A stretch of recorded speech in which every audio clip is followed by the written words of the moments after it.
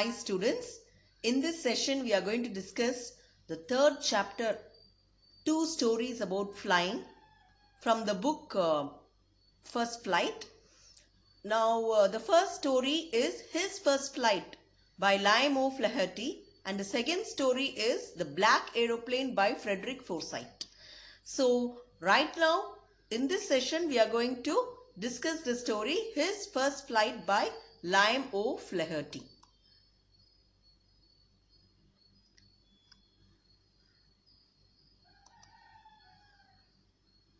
Now let's know something about this writer, Liam O'Flaherty.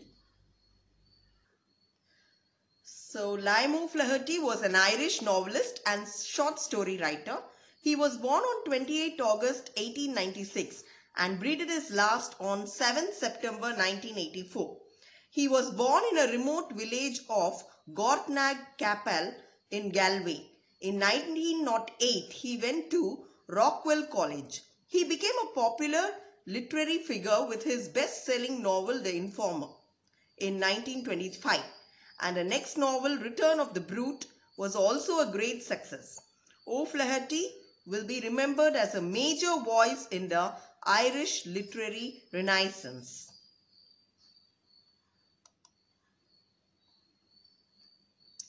Now, before we get into the story, let me give you a brief idea about this story.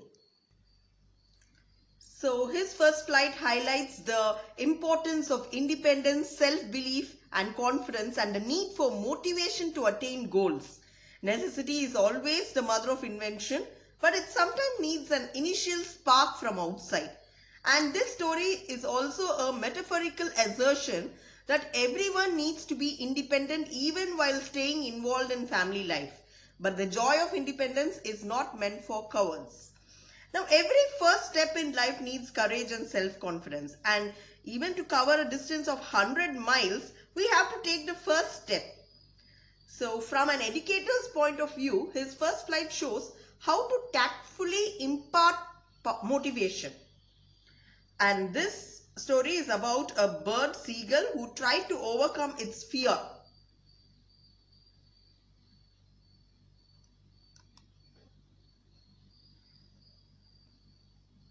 Now let's get into the story. The young seagull was alone on his ledge. So this seagull is a bird that lives near the sea and has short legs, long wings and white and grey feathers. So a ledge is a narrow horizontal shelf projecting from a wall, or here it is actually a cliff, a mountain. So his two brothers and his sister had already flown away the day before. He had been afraid to fly with them. Somehow, when he had taken a little run forward to the brink of the ledge and attempted to flap his wings, he became afraid. So brink is the extreme edge of the land before a steep slope or a body of water. And the great expanse of sea stretched down beneath.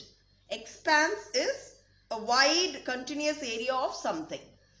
And it was such a long way down, miles down, he felt certain that his wings would never support him. So he bent his head and ran away back to the little hole under the ledge where he slept at night. So this story is about a young seagull who is at that stage of life where he has to learn to fly. Now, unlike his younger brothers and sisters, he is too afraid to fly. When all of them went for flying for the first time near the edge of the sea, all of them except him succeeded. He could not trust his wings.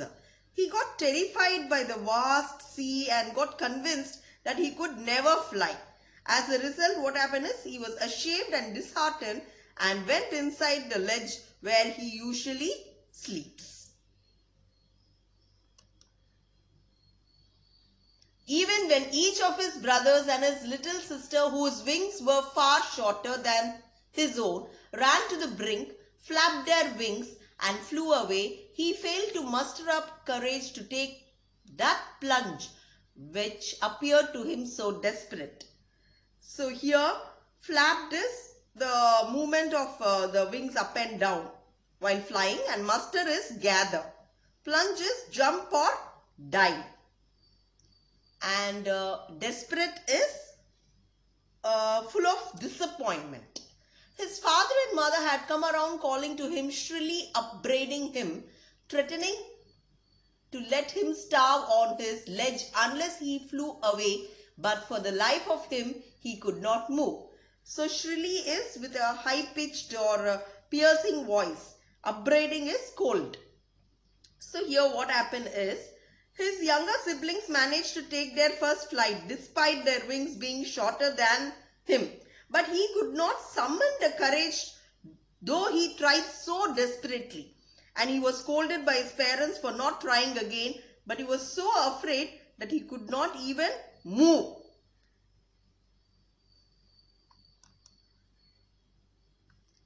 That was 24 hours ago. Since then, nobody had come near him. The day before, all day long, he had watched his parents flying about with his brothers and sister, perfecting them in the art of flight, teaching them how to skim the waves and how to dive for fish.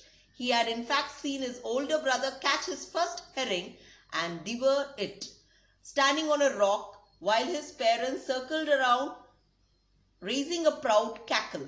So here herring is a soft finned sea fish and devour is eat quickly.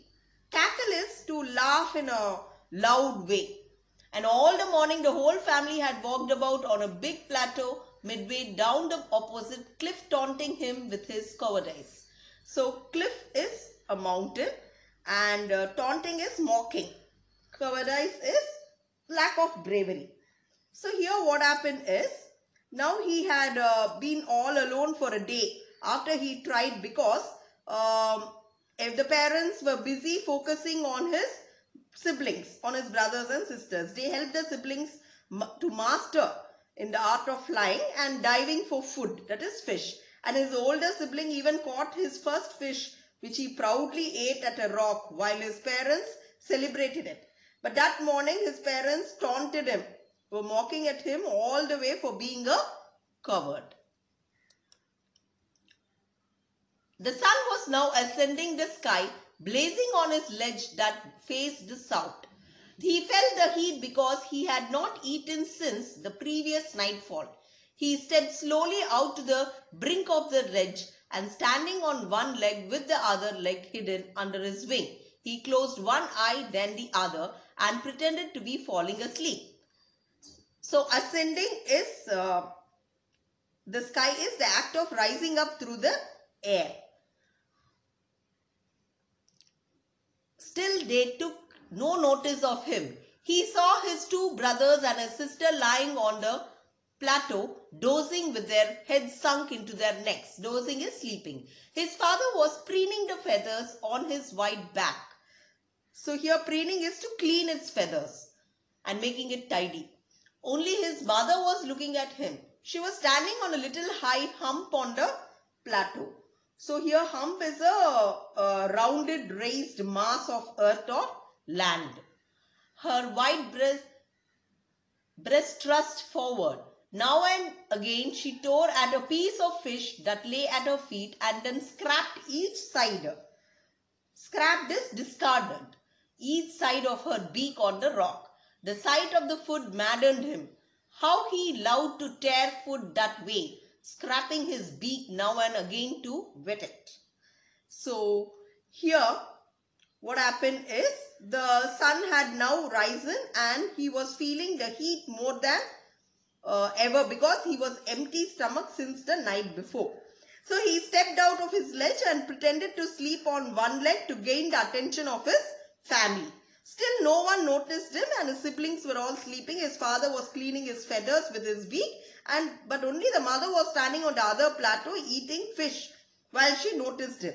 So the seagull got mad on seeing the fish because he was very hungry and he loved to tear away the fish and scrap his beak now and then. "Ga ga ga," he cried, begging her to bring him some food. "Go kula," she screamed back derisively. So here derisively is in a manner expressing some contempt. But he kept calling plaintively, and after a minute or so he uttered a joyful scream. So plaintively is sad, and uttering is to make a sound with a voice. His mother had picked up a piece of the fish and was flying across to him with it. He leaned out eagerly, tapping the rock with his feet, trying to get nearer to her as she flew across. But when she was just opposite to him, she halted. Halted is to stop, her wings motionless, the piece of fish in her beak almost within reach of his beak. He waited a moment in surprise, wondering why she did not come nearer, and then, maddened by hunger, he dived at the fish. So here what happened is, he cried in hunger to his mom while his mother screamed back angrily, but he kept crying, which soon turned into a joyful scream at the sight of his mother flying towards him with the piece of fish. So he got excited as she came nearer and leaned forward. Suddenly she stopped not too far from him. Out of excitement and hunger, what he did is, he dived at the fish without realizing for a moment that he was afraid to fly, and his attention was only to catch that fish. With a loud scream, he fell outwards and downwards into the space. Then a monstrous terror seized him and his heart stood still. So monstrous is a horrible, and seized is to grab. The next moment he felt his wings spread outwards. The wind rushed against his breast feathers, then under his stomach and against his wings. He could feel the tips of the wings cutting through the air. He was not falling headlong now. Headlong is with the head foremost. He was soaring gradually downwards and outwards. Soaring is flying or rising high in the air. He was no longer afraid. He just felt a bit dizzy. Then he flapped his wings once and he soared upwards. Ga ga ga ga ga, gokla. His mother swooped past him. Swooped is especially of a bird moving rapidly downwards through the air. So her wings making a loud noise. He answered her with another scream. Then his father flew over him screaming. He saw his two brothers and sister flying around him, curveting and banking and soaring and dying. Curveting is to perform a series of jumps with the hind legs.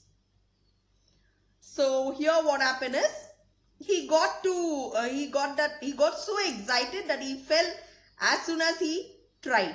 And for a moment he was in shock and stood still out of the terror. All this lasted only for a moment, and soon his feathers opened as he flew. And he could feel the wind against his breast feathers, stomach and his wings. He could feel himself cutting through the air.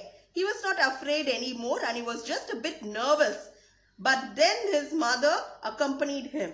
The whole family screamed out of excitement, thus celebrating his victory over fear. So then he completely forgot that he had not always been able to fly, and commended himself to dive and soar and curve, shrieking shrilly.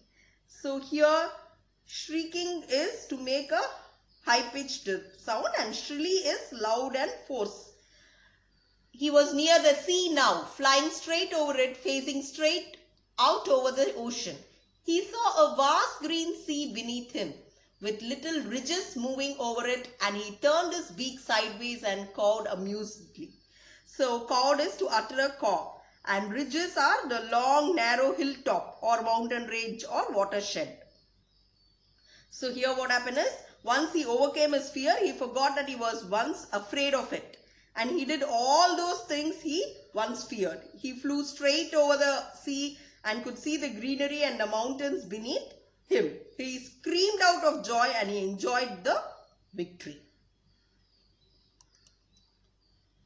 So his parents and brothers and sister had landed on this green flooring ahead of him. They were beckoning to him, calling shrilly. He dropped his legs to stand on the green sea. So beckoning here is actually showing gestures. His legs sank into it. He screamed with fright and attempted to rise again, flapping his wings. But he was tired and weak with hunger, and he could not rise, exhausted by the strange exercise. His feet sank into the green sea, and then his belly touched it, and he sank no further. So belly is stomach. He was floating on it, and around him his family was screaming, praising him, and their beaks were offering him scraps of dogfish. Scraps is pieces. He had made his first flight. So here what happened is, when he landed, his family landed along with him as a gesture that they were proud. And they were screaming and shouting in excitement in their high-pitched voices.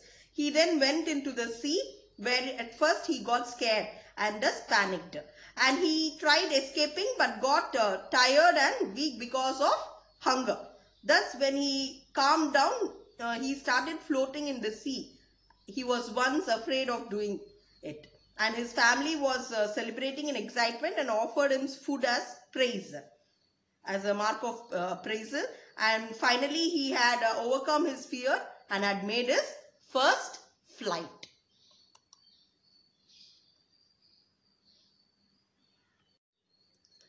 Now let's sum up what we have learnt. So the young seagull was alone on his ledge. His two brothers and his sister had already learned the art of flying only the day before.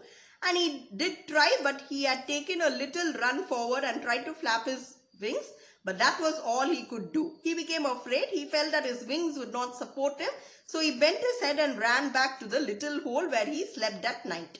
His brothers and sister had wings far shorter than his own wings. But he failed to muster up courage and fly.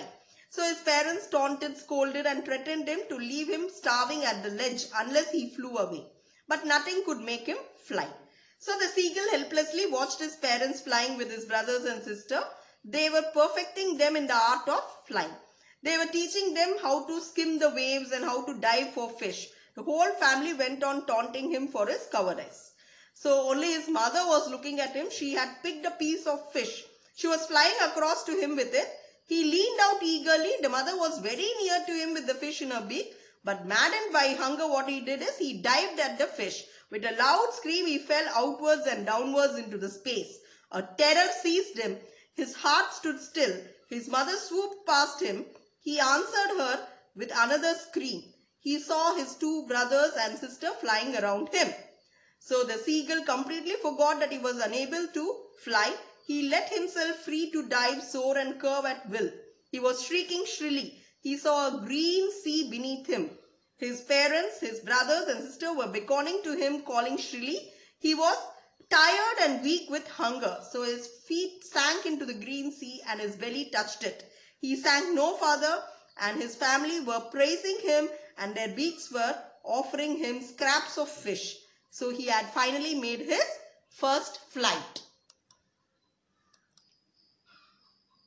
So what is the message we get from this story is, no one attains success instantly. Repeated trials and error lead to success. So we'll have to keep on trying and trying, and only then we can succeed. We cannot succeed without giving a try.